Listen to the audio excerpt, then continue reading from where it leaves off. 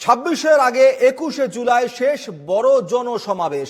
জেলা সভাপতি ও জেলা চেয়ারম্যানদের নির্দেশ, তৃণমূলের বিরোধীদের কাছে বার্তা পৌঁছে দিতে হবে, দেখে নিতে হবে জনসমর্থন ঠিক কতটা রয়েছে। সর্বশক্তি দিয়ে 21শে জুলাই রেকর্ড ভিড় করার নির্দেশ। 21শে জুলাই সফল করার জন্য ঝাঁপিয়ে পড়তে হবে সকলকে। 18 থেকে 19শে জুলাইয়ের মধ্যেই জেলা থেকে লোক চলে আসবে। সেই তারিখ যদি এগোয় তাহলে সভাপতি সকলকে জানাবেন।